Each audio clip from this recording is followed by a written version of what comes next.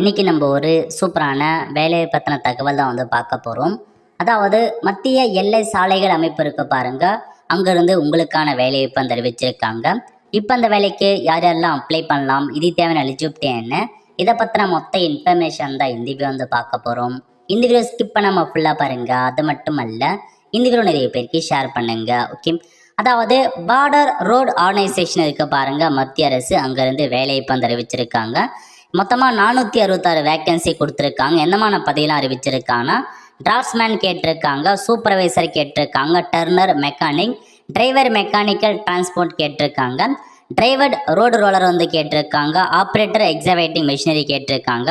So ஒவ்வொரு பதவிக்கும் எவ்வளோ vacancy கொடுத்துருக்காங்க, எஸ்சி எஸ்டிக்கு எவ்வளோ வேக்கன்சி, ஓபிசிக்கு எவ்வளோ வேக்கன்சி, எக்கனாமிக்கல் வேக்கேஷன், ஜென்ரல் எவ்வளோன்னு செக் பண்ணி பார்த்துக்கோங்க. டோட்டலாக 466 வேக்கன்சி கொடுத்துருக்காங்க.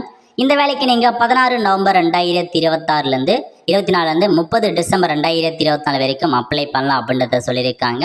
நெக்ஸ்ட் வந்து பார்த்தா உங்களுக்கான ஏஜ் லிமிட் பற்றி கொடுத்துருக்காங்க பாருங்கள். பதவி வயசாக ஏஜ் லிமிட் அறிவிச்சிருக்காங்க.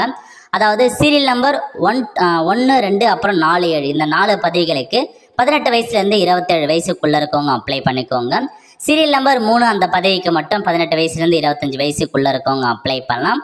ஸோ நெக்ஸ்ட்டு அதுக்கான இன்ஸ்ட்ரக்ஷன் என்ன, கல்வி தகுதி என்ன, அதை பற்றி வந்து தெளிவாக கொடுத்துருக்காங்க.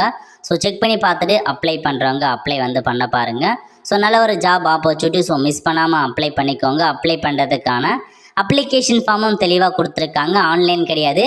ஸோ நீங்கள் கொடுத்துருக்க அப்ளிகேஷன் ஃபார்மை தெளிவாக நீங்கள் வந்து ஃபில் பண்ணி கேட்டிருக்க எல்லா டாக்குமெண்ட்ஸுமே அட்டாச் பண்ணி அதை நீங்கள் வந்து பார்த்தா அனுப்புகிற மாரி இருக்கும். அவங்க சொல்லியிருக்க அட்ரஸுக்கு அனுப்பி வச்சுருங்க.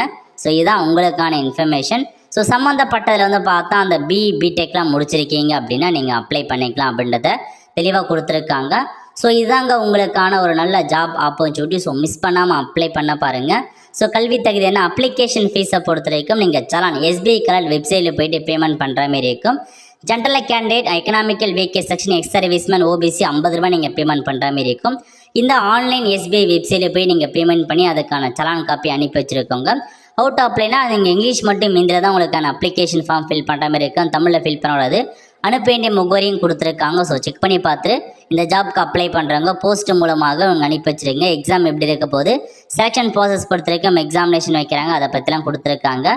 செக் பண்ணி பார்த்துட்டு அப்ளை பண்ணுறவங்க அப்ளை பண்ணிக்கோங்க. வெல் ஃப்ரெண்ட்ஸ், கண்டிப்பாக இந்த பிடிச்ச லைக் பண்ணுங்கள். அது மட்டும் அல்ல, இந்த வீடியோ நிறைய பேருக்கு ஷேர் பண்ணுங்கள். அடுத்த ஒரு நிலையில் சந்திப்போம். நன்றி, வணக்கம்.